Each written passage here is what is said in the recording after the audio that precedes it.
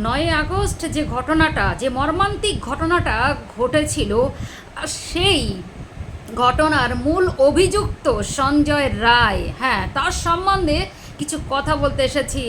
ভেতর থেকে কিছু খবর পেয়েছি আর সেই খবরটা আপনাদের কাছে জানাতে এলাম। একদিকে অভয়ের মা, আমাদের তিলোত্তমার মায়ের চোখের জল কোনো মতেই বন্ধ হচ্ছে না। এক এক করে তাদের যে ইন্টারভিউগুলো দেখলে চোখ ফেটে জল আসছে, এবং তারা আজও অবধি কুলকিনারা করতে পারছে না যে এর বিচার তারা পাবে কি না। এক এক করে তারা দিশেহারা হয়ে পড়ছে, এক এক করে বিশ্বাস তাদের কাছ থেকে চলে যাচ্ছে, এবং এক এক করে প্রত্যেক মানুষের কাছ থেকে ঠকে যাওয়া তাদের যে কষ্টটা আমাদের সবার সামনে চলে এসেছে। কেননা তাদের বিশ্বাস যে প্রশাসনের ওপরে সব উঠে যাচ্ছে। আর প্রতিনিয়ত প্রত্যেক নিউজ চ্যানেলের সামনে এসে যে ইন্টারভিউগুলো তার বাবা মা প্রতিনিয়ত দিচ্ছে, বা চোখে জল ফেলে, বা একমাত্র মেয়ে হারানোর যে বেদনা, সবার কাছে যে আর্জি জানাচ্ছে আমার মেয়ের বিচার চাই, আমার প্রশাসন সেই কাজ করছে না, এই গাফিলতিগুলো হচ্ছে, এই মিথ্যেগুলো বলা হচ্ছে, সেই মানুষের বিপরীতে যে অভিযুক্ত মূল কাণ্ডারি সঞ্জয় রায় ধৃত, যে এই চক্রান্ত, এই মর্মান্তিক ঘটনার মূল কাণ্ডারি এখন অবধি যারা বলছে আর কি।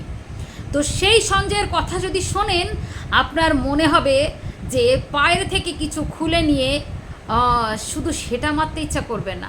যাই হোক, আমি যেটা বলতে এসেছি সেটা তাড়াতাড়ি বলে দিই। সবাইকে, আমার চ্যানেলের সবাইকে স্বাগত।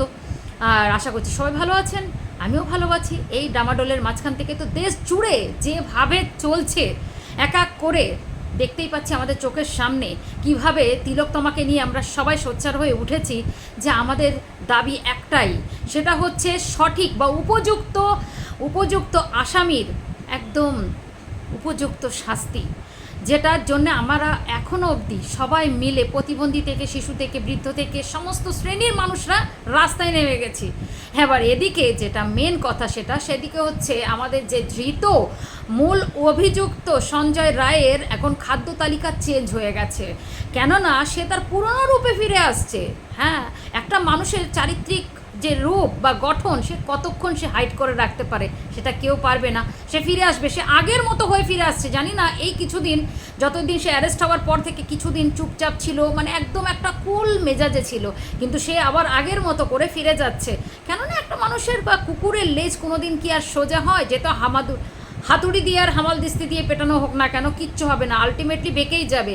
তো এত বড় ক্রিমিনাল, যে যার সম্বন্ধে এত রেকর্ড আপনাদের এর আগে শুনিয়েছি, সেই বাজে জায়গায় যাওয়া থেকে, তার এত একাধিক বিয়ে থেকে শুরু করে, আর তার ড্রিঙ্ক, তার সমস্ত কুকীর্তির ফাঁস আমরা করে দিয়েছি এর আগে। যাই হোক, তার এখন যে জেলের মধ্যে যে তার যে আবদার, সে প্রতিদিনের মতো সবজি রুটি সে খেতে পারবে না।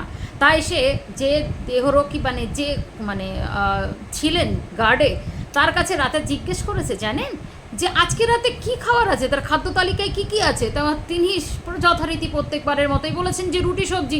কিন্তু সে রুটি সবজি খাবে কেন? সে তো বড় বড় লোকের পাশের লোক, তাই তার মুখে তো আর রুটি সবজি সব কয়েদের মতো তার মুখে রুজবে না, তাই না? তাই তার নতুন আবদার, সে এগ চাউমিন খাবে। তাই সে বায়না ধরেছে সেই রাতে সে এগ চাউমিন খাবে। কিন্তু সে ঘুরেতেও বালি, কেননা সেটা তো ঠিক, সেটা তো হবেই না।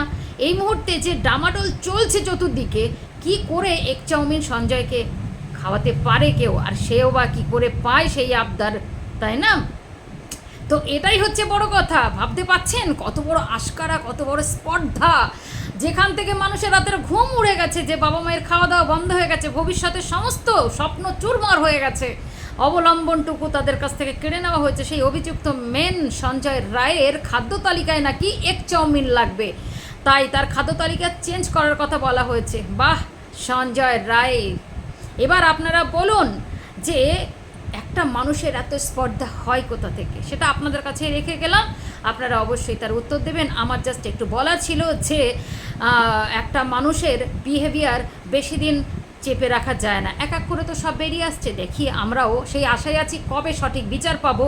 আর যেদিকে অভয়ের মায়ের কান্না ভেসে আসছে একদিকে, আর সেদিক থেকে এই পিশাচ, এই নরপিশাচ আমি একে নরপিশাচি বলি, সঞ্জয় রায় রুটি সবজির বদলে এগ চাউমিন চাইছেন। বাহ, এগ চাউমিন, আর কিছুদিন পরে কি খাবে সেটাও সে জানে না। যাই হোক, দেখা যাক, আমরা তো আমাদের দাবির পথে রয়েছি। তো এখনও অবধি এটাই আমাদের দাবি থাকবে যে মূল অভিযুক্ত আরও যারা যারা রয়েছে তারা তাড়াতাড়ি সামনে আসুক, আর তাদের উপযুক্ত শাস্তি আমরা দাবি করি, তাই তো? তো এটাই আমার বলা ছিল। আপনাদের কমেন্ট অবশ্যই আমার কাছে ভীষণ মূল্যবান, জানিয়ে যাবেন আপনার বক্তব্য কী। সবাই ভালো থাকবেন, সুস্থ থাকবেন, দেখা হচ্ছে নেক্সট ভিডিওর সাথে, সুন্দর একটা ভিডিওর সাথে। ততক্ষণে সবাই ভালো থাকবেন।